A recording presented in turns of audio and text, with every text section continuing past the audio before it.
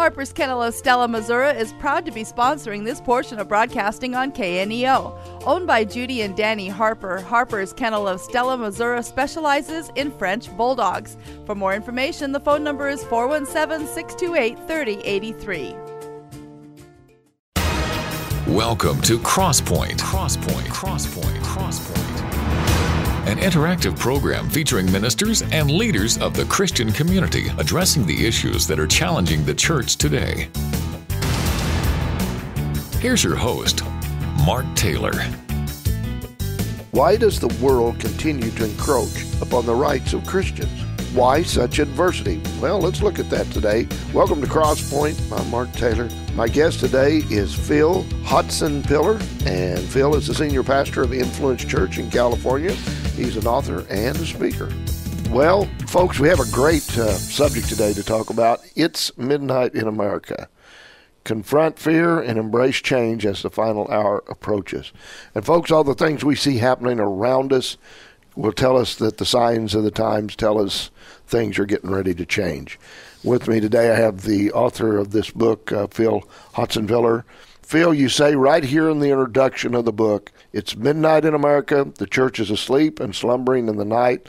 Like Samson, we haven't realized the power has departed, and like those who sleep, we are unaware of what's happening around us. Then down at the bottom you say, it's midnight in America, we're at the doorstep of the return of Christ. Every day we see more and more signs of his return, but are we ready? So that's kind of a mouthful right there. Yes, it is indeed, Mark. And the history behind this book, back in 2017, I wrote a book called One Nation Without Law. It became a bestseller. And, you know, it was really a prophetic kind of a look into the future because it reads like it was written during those early days of the BLM riots and so forth that were going on in America, and then the lawlessness that we see today.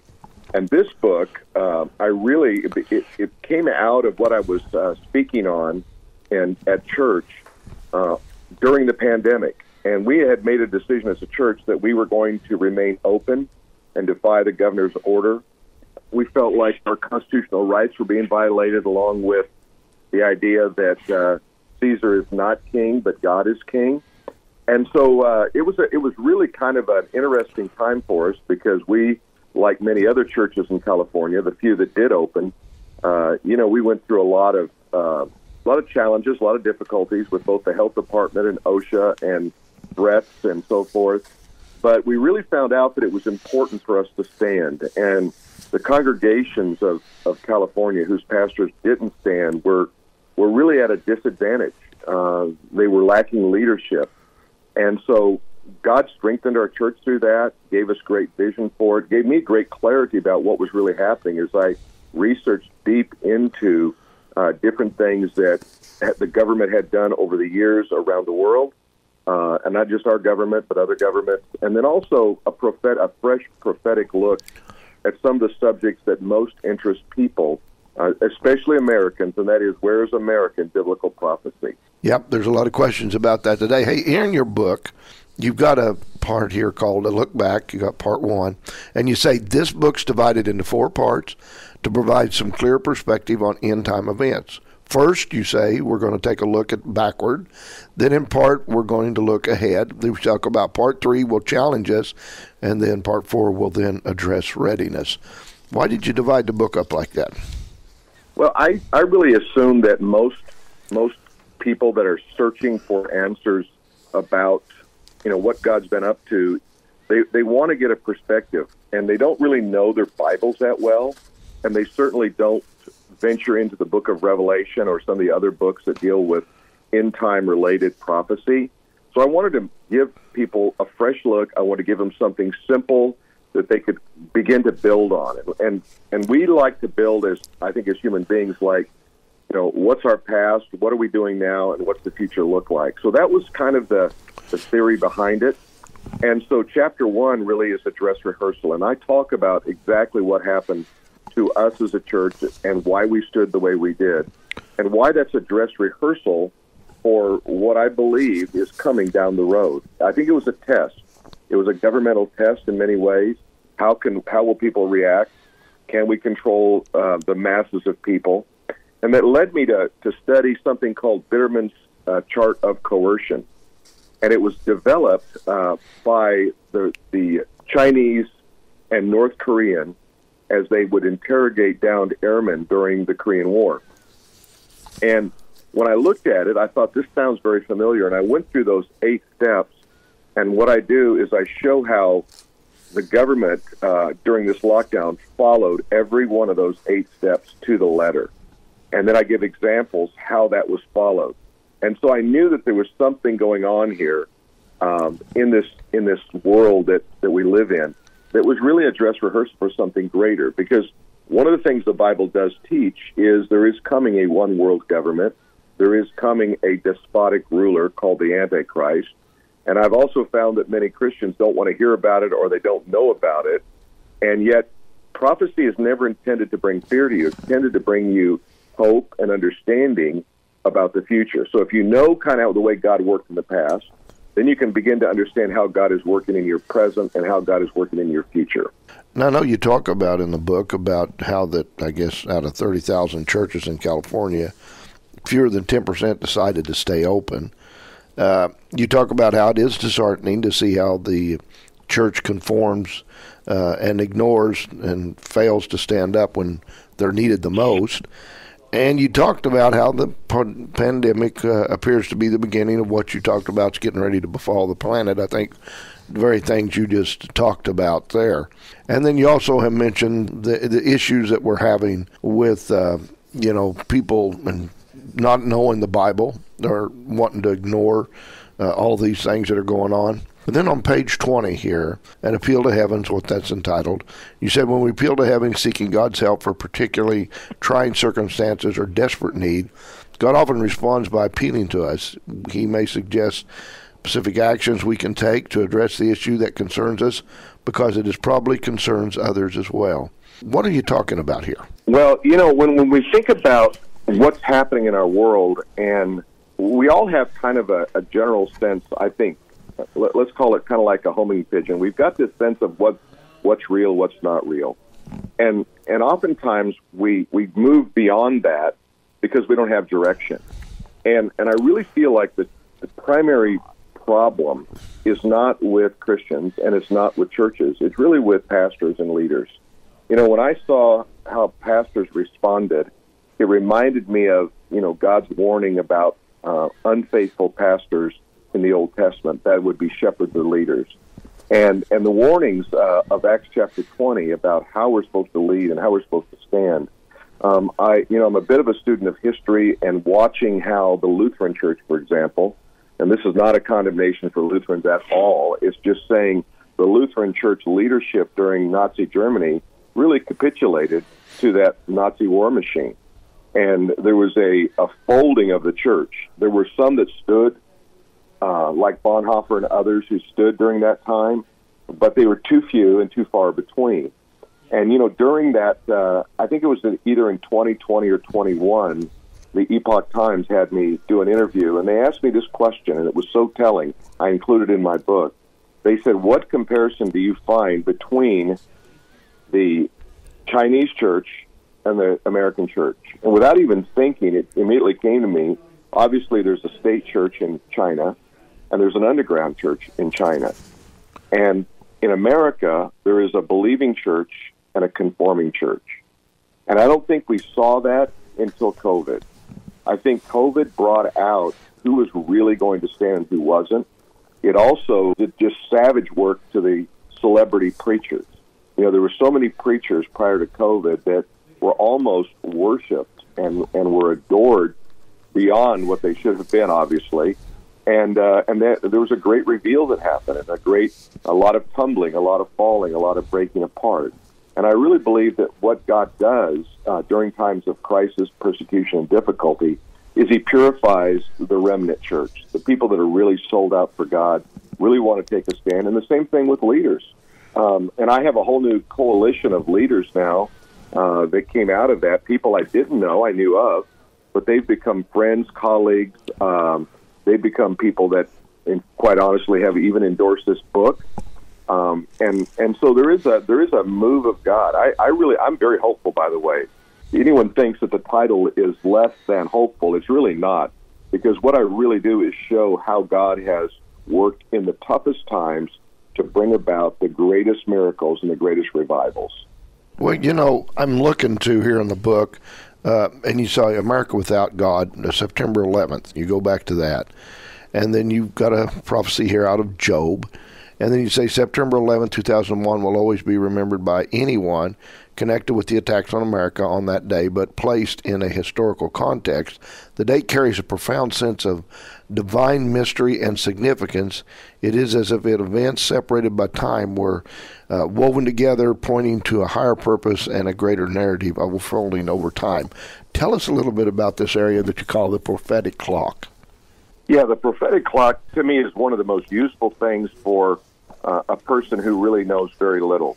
What I do is I take a look at what's happened in terms of the past. So we talk about Israel was dispersed. So after Israel was overrun by Babylon and the Jews were dispersed worldwide, we see a long period of really despair and darkness on the part of Israel.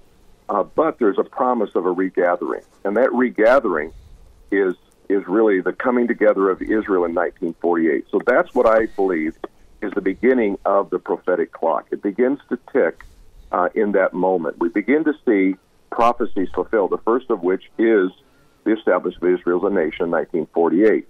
Quickly following that, then comes something called the Law of Return. And this was a law passed by Israel that would enable Jews worldwide to return as citizens to Israel. And the reason that's important is because that's tied to a lot of prophecies. For example, we know that there were a lot of Russian Jews, and in the 70s, USSR did a great expulsion, and they really drove the Jews out of Russia, many of whom went to Israel.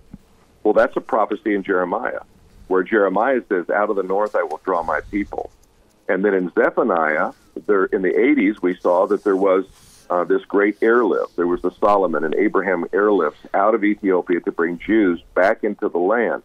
Well, these are two very significant prophetic moments that we can chronicle. So prophecy is unique to the Bible. You don't find it in the writings of the Hindus or in the Muslims. It's very unique because things that were written, let's say, 2,500 years ago, we can see fulfilled in time, and we can verify historically. And so when you start to see those things, the interesting thing that about something like 9/11. 9/11 was very important for us. We were living on the East Coast. We were flying out of LaGuardia when the first plane hit. We saw the flames coming out of the airplane, and we were down to Detroit. And so we had a number of our members from our church there that were lost in the towers. And so it meant a lot, but it also had significance because it really opened a door. A lot of people don't realize it, but it really opened a door for evil in our land. It broke our defenses down. It took away the hope of America in many ways. And I really feel like if people don't look at that as significant, just like Pearl Harbor had a reverse effect, it had bringing a nation together to do battle. This one had, initially, it brought patriotism together, but it also brought evil into our land. And we see how things have changed since that very moment and where we are today. I don't think many people would look at it and go, wow, we are doing great as a nation, and we're proud of everything that our current administration is doing. And it's really a challenging time as a nation, I believe, much like Israel was challenged in the Old Testament in some of those challenging times they lived. Phil, you've written this book, It's Midnight in America. You've done other work as well. You do a lot of different things. If people want to know more about this book, also about you and your ministry, how do they go about doing that? Well, the first thing, the easiest way to get the book is just to go on Amazon and order it there. It's a great, quick avenue. If they want to know more about us, you can go to our website, influencechurch.org. That's influencechurch.org. And then I also have a news media outlet that right now has about 22 million people on it. We started that in 2021. It'll celebrate its 3-year anniversary in April, and that's AmericanFaith.com. AmericanFaith.com, and we provide 30 to 40 original stories every day for people, and we give it from a perspective where we break through the fake news and really show you what's happening in our world today. All right. Well, folks, stay with us, and we're going to be back with more of this. This is Mark Taylor. If you miss a broadcast of Crosspoint, you can always go to our website at www.kneo.org and click on the programs page. There you can access the current Crosspoint program as well as the last 4 programs that have been aired. Never miss another Crosspoint program again. Go to www.kneo.org today. Welcome back to Crosspoint. I'm Mark Taylor. My guest today is Phil Hotsenpiller, and Phil's got a very interesting book out here. It's Midnight in America. Confront, Fear, and Embrace Courage as the Final Hour Approaches. So when you say that right there, Phil, are you saying that are we in the end times or are we at the end? Well, I think that's a great way of putting it, Mark. We are in end times. Now, how deep into the woods are we? I would say we're very far into the woods. We're very close. I would venture to say that the Lord coming in my lifetime would not be out of the question. I'm not a date predictor. I don't think anyone should be. Jesus warned us against that. But times and seasons are what we look at. What season are we in? What does the Scriptures say in light of what's happening in our world? And that's why, the prophetic clock becomes really important. Let me just say this, that one of the great prophetic fulfillments that is coming to the forefront, and it is actually the hottest topic in the news today when it comes to the subject of Israel and end times. And it's a very obscure thing. When people hear this, when they're listening, they're going to go, "What's that? I never heard about that." Well, in the Old Testament, in the book of Numbers, one of the things that was required for the cleansing and the purifying, the ritual purifying of the temple and of the priest was actually called the ashes of the red heifer. And that's just a red cow, just to make it easy for everyone to put their arms around. But God had required, for some reason, that a red heifer without any spot or blemish, without any gray hair, white hair, black hair, that was under 3 years of age would be sacrificed, the ashes burned down till they were white, and then they would be added to that would be what was called living water. This is why Jesus referred to living water. He was clearly tying people to the sacrifice of the red heifer. So there have been 9 red heifers sacrificed since David. If you put that in mind, there's only been 9. And when the temple was destroyed in 70 A.D., they ceased having any sacrifice. So there hasn't been any for 2,000 years. And they're an anomaly of nature. To find one that is that perfect and that pure has been next to impossible until in 21, a Texas rancher said, "I believe I have several of them." And the Orthodox Jews came, they inspected them, it looked like it was right, and they shipped them to Israel and had a celebration for the return of the red heifer. Now, whether people notice this or not in the news or just kind of brush it off, but let me tell you how important it is today. You can Google mainstream media. You can do even CBS, the red cow, and you'll find that one of the motivations for the Gaza attack by Hamas, and these are Hamas warriors who are giving this word, was the return of the red cow. Why? What is so important about this? It signals the rebuilding of the Jewish temple, which prophecy requires. Without the red heifer, they could build the temple, but it wouldn't do any good because they couldn't purify the temple. And so now we're finding this testimony coming out against the enemies of Israel that they're going to fight Israel because of the return of the red cows. That's why they're in obscurity. They're not out in the open. They're well guarded because this is the biggest, hottest prophetic thing in our day right now. Yeah.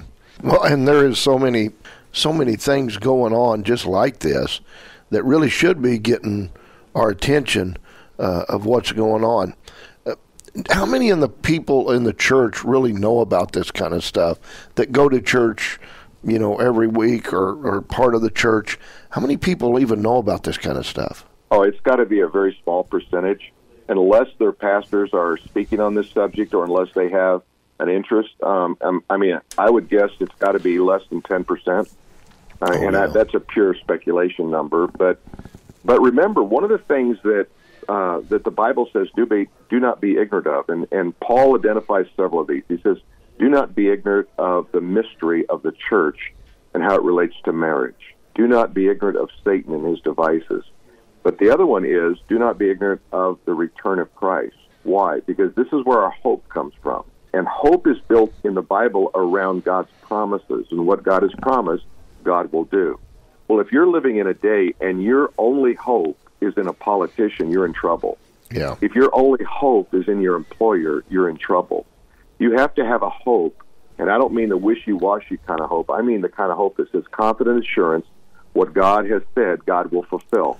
If you have that kind of hope going on, then you can face every day going, look, life may be tough, and things are challenging right now, but I really believe God has got his hand on my life and on my future and on the future of the world, and I'm going to trust in God. Regardless what happens, regardless what people say, I'm going to trust in the Lord. And part of it is this idea that God is working in time, in history, to bring about something very, very good, and that he planned before the foundation of the earth.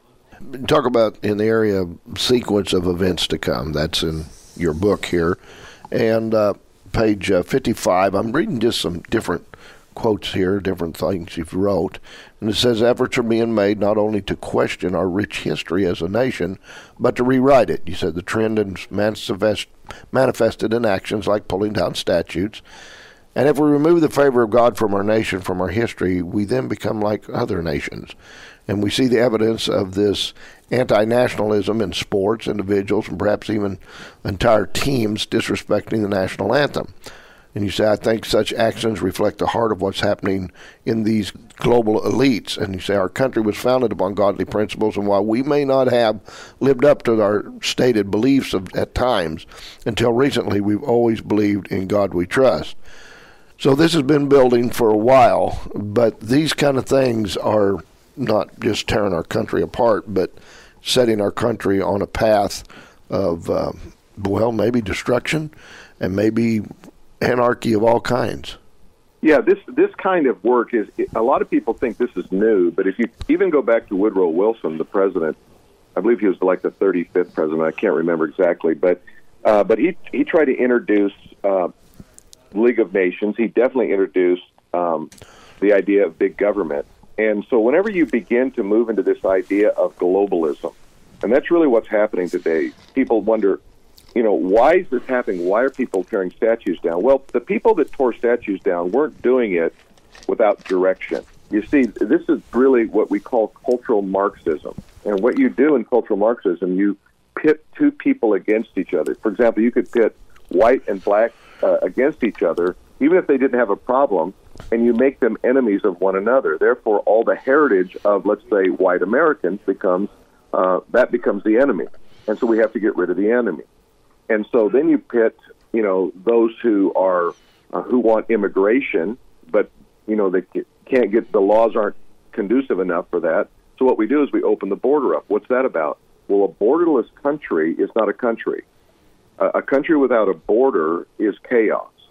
But if you have a bigger plan, let's say 50 years down the road, and say, our plan and our goal is a global community, a one-world government, then we have to systematically get rid of the history of a people that built nationalism, that built a nation, and we have to get rid of borders, because borders signal something that is contrary to this one-world idea. You see the same thing in globalism with military, with UN trying to be the police force for the world. You see that with this push to currency and trying to move away from the dollar. I don't know if you've experienced it. I was just out to eat yesterday with my wife, and they wouldn't take cash at all. They said, we don't take cash anymore. Yeah. And so a cashless society is coming. I remember 20 years ago, I would preach on the mark of the beast and the cashless society, and people thought I was crazy. And now people who aren't believers say, I believe you're right on this. What is happening in our world? There is a systematic transformation that is taking place in America, and it's happening before our eyes, and it appears that we have very little that we can do to stop this flow of what's happening. So do you think that persecution is going to play a role in this Western church, especially in the coming years? Oh, absolutely. I think you're already seeing it. Easter was a great example. March 31st, designated as Visibility Day for transsexuals on the holiest and highest holiday of the Christian church. And it was not, it wasn't new then. I mean, Biden was the one that introduced national sin on that by making that a part of an executive order. That day goes back to 2009 to a transsexual, homosexual rights guy who said we need to push this, but it didn't become a national issue until Biden in 2021, and now we see in 24 when it happened to fall on Easter, there was no small effort to persecute Christianity. For example, all the decorations that the National Guard kids were able to do, they could not contain any Christian symbols. They could not have anything about Christ. And that's Easter. Now remember, this is coming from the White House, so this is persecution. And you can't persecute outright all at once. You start small, you get away with that, and you begin to let it build. So the church will be persecuted. I believe the church is under attack right now, and this administration has done everything it can to destroy and attack the morals and the foundation of our nation. When you say this administration, I thought it was kind of interesting when President was questioned on this. He said, "Hey, I don't know what you're talking about. I didn't do this." And I wouldn't be very surprised that he just didn't sign a paper he was told to sign, and he didn't know what he had signed, and somebody else was behind it. And so when you get into a situation like that, when we really don't know who's running what, or have our ideas of who's running what, but it's not the actual people that we think they're supposed to be, that ought to be pretty alarming as well. Well, it is. I think Elon Musk had an interesting statement, and he's not like this conservative Christian guy, but he said the guy running the country is the guy who's running the teleprompter right now because it's not Biden. I think we've all had this sense that maybe there is shadow figures behind governments and behind world leaders that somehow pull strings, but I don't think ever has become more obvious than it is right now. The remarkable thing is the Democratic Party seems to be perfectly content with Joe going to another term, which baffles me unless, as you've pointed out, there could be someone else, pulling the strings and signing the papers, so to speak. Yeah. Is Midnight in America, does it kind of deal with this also a spirit of fear that's kind of actually got into our churches and corrupted them as well, on how they should maybe interact with the world? Oh, absolutely. Courage is the foundational character trait, according to Winston Churchill, of all other character traits. Without courage, you can't face anything, and you can't stand. You're only going to fall back into fear. Now, the Bible says that God has not given us a spirit of fear, but of love, power, and a sound mind. So there we understand that fear is not just an emotion. It's also a demonic spirit that attaches itself to individuals, to society, and really determines how they're going to look at life. So if you're fearful, and the pandemic, I like to call it the plandemic because I really believe there's a lot of plans to get that done. But if you fall back into that fear, and people are still fearful. I'm still shocked that I see people driving in a car with a mask on by themselves. And I'm thinking fear has totally captured them, and not even healthy fear. It's not like there's a legitimate fear out there. It's just, so if Satan can capture you with fear, if your church can be captured with fear, then what do? You have no faith. And it's the same kind of fear that people don't take risks. They don't trust God for things. And I just really believe that when you step out into courage, it's exhilarating. It feels good. It feels right because God made us that way. Billy Graham said one time, when the spine of one man is strengthened, He strengthens the spine of 1,000 men. And that's what we need. We need more people to stand up and just say, look, sink or swim, do or die. I'm not going to yield. I'm going to stand for God. I'm going to do what's right for my family, in my company, in my nation, in my world. And there's something very, very powerful. When you hear people say things like that, it really does strengthen you and cause you to want to stand in greater ways in your world. Yeah, and we're going to pick up on that, folks, when we come back in just a moment. But before we go to the break, Phil, tell us how people can find out more about It's Midnight in America and also your ministry work.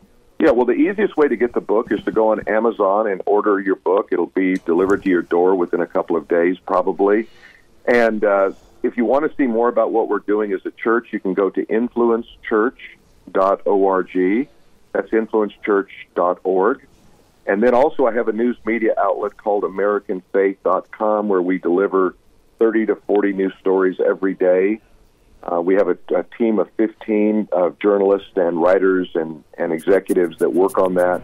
So we produce a lot of content. We give you news that's not fake, and we give you sources so you can check them for yourself. So we'd love to have you come and join us on both those platforms. All right, folks, stay with us. We'll have more right after this.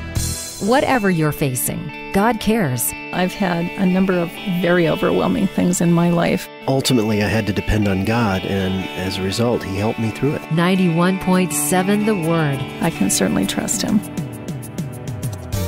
You're listening to Crosspoint today, and today I have with me Phil Hotsenpiller, and Phil's written a book entitled It's Midnight in America, and that's what we're talking about. And when we went out of the last segment, Phil, you was talking about how we need to get ready and we need to be involved. And you've got a part in your book, it's a chapter, it calls America Needs More Blacksmiths. I know what that means, I believe, that you're referring to. And you talk about here on page 127, weapons check. Isaiah had more to say about the significance of the blacksmith. So tell us what you are trying to tell the people that we need more blacksmiths. Well, one of the strategies of the enemy when they came against Israel, there was a group called the Philistines. And what they did was they came in and they removed all the blacksmiths from the land. And what that did was it enabled the enemy to control weaponry, because now Israel couldn't make any weapons of war. Therefore, they were vulnerable to attack and to control. They also then forced all the agricultural tools to be sharpened, because they couldn't sharpen their tools. They couldn't make new tools. So they controlled now agriculture, and they controlled military. So if you think about that, that's a pretty good formula for winning and controlling people. So today we have situations where literally we're being controlled. If free speech is removed, which is a constitutional right, you're removing essentially, as a metaphor, a blacksmith. You're not allowing us to use the tools that we have to be a free people. And then if you control agriculture, and you can do that with something as simple as inflation, you can drive up the cost of food so much that we become government dependent. And so you see a lot of different things. It really does capture the idea of how do we control and transform society into the shape that we want it to be. And this is really what's happening I believe, in America today. And the struggle we have is partly the struggle. When you have cancel culture, you see what's happening there. So now I can't speak out. Think about this. Something as simple and fun as a comedian cannot any longer really practice his trade. You've removed that. Because what is comedy does? It breaks down the barriers between people. We get to make fun of each other. And that makes we're not so serious. We're not so angry all the time. And fake news is another way. I mean, this is one of the things we've relied on is, look, I can handle the news, but what is it? What's really going on in my world? If I don't know what's going on, then I can't do that. So these are some of the kind of things that really do weaken a nation, and things we should be standing up for. Second Amendment rights we should be standing up for no other reason. History should teach us something about what happens when you disempower a people of speech and of might. You know, I'm looking to here in the book, and you've got an area there about the kings of the East, China, and biblical prophecy. And on page 95, I'm just going to read some off this page here. You talk about John was writing sometime around 90 A.D. when he foresaw this army of 2 million soldiers. At the time, it is estimated that the population of the entire world was just about 100 million people. And so a force of 200 million soldiers would have been unfathomable when he wrote it. Then you said the Apostle John's number was astoundingly precise, as nearly in 1965 in the nation of China reported a standing militia of 200 million. Was this a coincidence? No, this is a demonstration of the accuracy of Bible prophecy. And you say John's described seeing the colors of red, blue, and yellow. Red and yellow have been the colors associated with modern-day China since 1949. And you said the precise details of this prophecy are both accurate and alarming. And John was writing about our day. The terrifying imagery used to describe the army suggests that the soldiers are demon-possessed. Can you tell us a little bit more about this? Yeah, one of the things that we know from history is we know that part of the fighting and fierceness of the Nazis was the fact that they were actually operating on drugs, and that is narcotics, specifically speed. And so a lot of their fighting ability was enhanced. Well, we see a lot of enhanced things happening in China today, first of all. So let's just talk about a technological enhancement. So when you have a technological enhancement, you can, and this is what the People's Republic of China is doing today.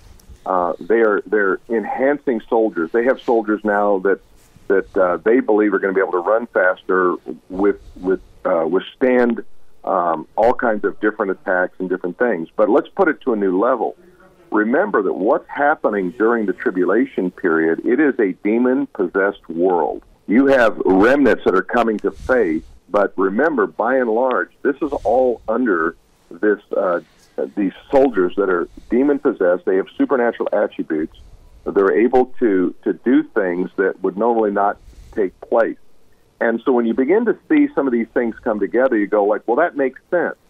If Satan, if the Antichrist is controlling the world, and God has removed his presence by taking the restrainer out, as Scripture teaches us, now the doors are wide open for demonic activity happening in our world. I do think this is an enlightening prophetic truth that, in the time that John was writing, there was probably 100 million people on planet Earth, and yet he talked about a 200 million man army. And that would be like us saying there's a nation somewhere in the world that has a military, and that military is about 16 billion people. Well, you would be laughed off the planet, so to speak, if you said that. And the fact that John, not only does he identify the size of the army, the colors of their uniforms, but he also identifies that they're coming from the East. How much did a first-century person know about the East? Well, we know from history that we learn more about the East through Marco Polo and some of the writings that we have there. But what did he know in 90 A.D.? He had to be getting his information from God. So this is, again, a moment of divine revelation that we see and should give you more hope to say John knew, John saw, and he gave us some answers for the unknown. Okay, so with all these things going on, and the world continues to encroach upon our rights and the lives that we live as Christians, how can a Christian stand tall in the midst of all this adversity? Well, the first thing is, I say, strengthen your faith. The Bible says faith comes by hearing, and hearing by the Word of God. That's Romans chapter 10. So you can simply grow your faith by just reading the Bible. Just take 5 minutes every day, and you'd be surprised how your faith will grow because you're taking on that regular spiritual nourishment. And then also, in your prayer, exercise faith. Say, God, I want you to show me what I can do to make a difference in my world. We encourage our congregation, get involved in politics, go to school board meetings. Things happen on a local level. They can really, the national is so big and so ominous, you don't even know how to put your arms around it. But on your local level, if your town, your city, your suburb can be strengthened, also strengthen your church. Be a faithful witness to what you do. Know your Constitution. We have a new product coming out with American faith. It's called We the People. It's a very easy-to-learn Constitution video series, but we thought it's so hard to put my arms around, sometimes the Constitution. We made it really simple, really easy to learn, to understand, and to give you real tools to fight with. And I think these are the ways we stay strong in times of persecution and challenge and difficulty.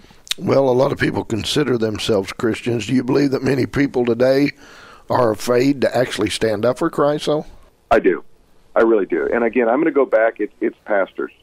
If your pastor doesn't stand, if he doesn't preach on this subject, if he avoids it and he's compromising, I say get a new pastor, because, that's a shepherd, that doesn't understand Scripture. The Bible says that if in a safe lane you fall down, how will you do in the jungles of the Jordan? And if you have run with men and they have wearied you, how will you do it with how will you compete with horses? So when things are easy, you can't thrive. What are you going to do when things are really difficult? And I'm going to call the pandemic easy by comparison to what's coming. So if you fold it up, or your leaders fold it up during that time, what are they going to do when it really gets difficult, really gets challenging, as we draw closer to the return of Christ? With all this happening, how crucial is it that for anything to change that we have a revival? Well, without a revival, without a great awakening across America, I don't see hope. Politicians can help, but they don't transform society. They tend to control and direct in a better or a worse way. And I believe we should seek out the best leaders we possibly can. But ultimately, we need a move of God in our nation, and our nation is not foreign to that. And in fact, the state I live in is not foreign to that. In fact, more revivals have come out of California than any other state in America. But remember, the first Great Awakening that came out of the East Coast there, out of Princeton, was transformational. And so was the Second Great Awakening during the times of the 1850s, 1870s. We saw great moves of God. Of course, we saw the Jesus movement here, and we saw Billy Graham. We saw things that ignited us. We need that again. We need to pray for a great awakening. We need to humble ourselves before God, turn from our wicked ways and seek the Lord while he may be found. Well, you've talked about in the book here, Rise of the Antichrist. I've talked to a lot of different people on this subject here, and I've had quite a few of them believe that we're in a time where the real Antichrist could be alive upon this earth. It's just not happened yet. But you talk about, the global crisis. You say the concept of leaders using a crisis to gain and consolidate power is a proven strategy throughout history. But then you said we can expect that the Antichrist will rise to power in a manner that makes sense in the context of some future crisis. So are you saying maybe these crises that we're experiencing are all building towards that time when he will reveal himself and take over? A crisis is what's going to bring the Antichrist in other words. Oh, absolutely. When you're desperate, you will look for anyone to help you. Yeah. I'm going to give you an example of this. Let's say that you're diagnosed with cancer, and the church you go to doesn't believe in divine healing, and your doctors aren't seeming to get anywhere. I've seen people who do not believe in divine healing. They will find a church that believes in divine healing because of hope, right? And so, well, that's great. I believe that. I applaud that. We believe in divine healing in our church.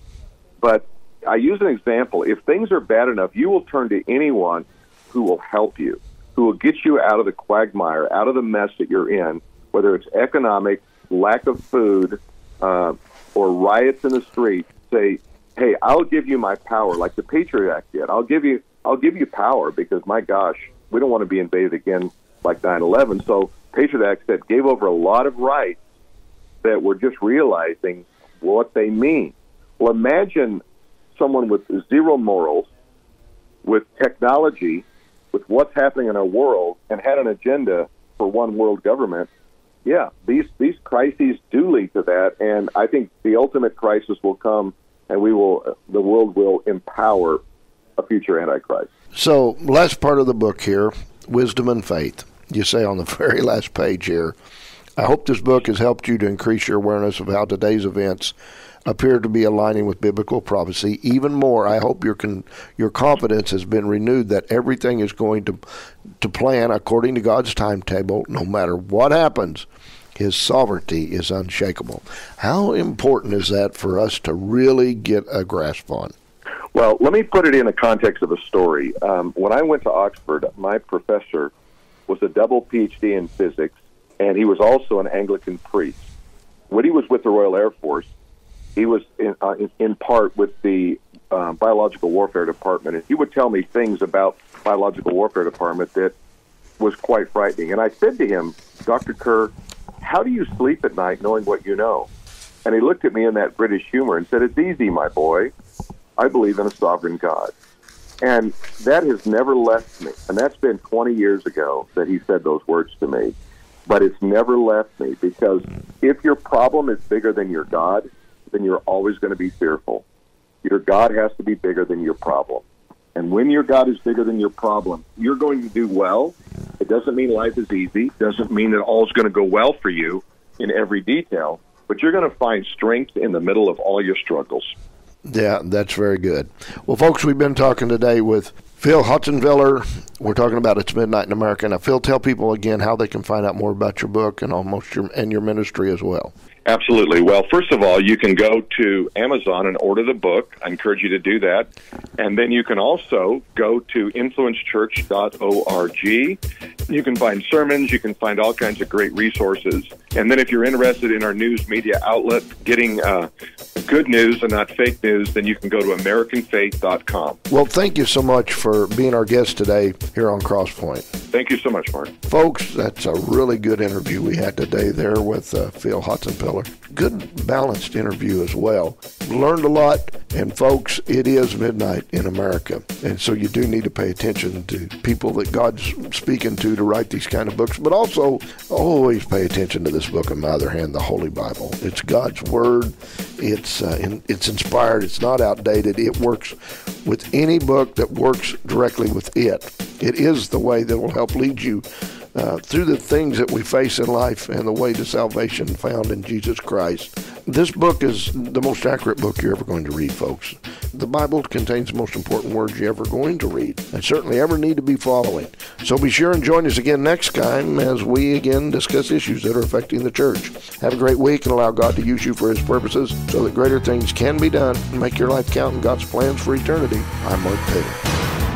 Crosspoint is a program produced in Studio 101 at KNEO Radio. Not all of the views on Crosspoint reflect those of the management or staff of KNEO.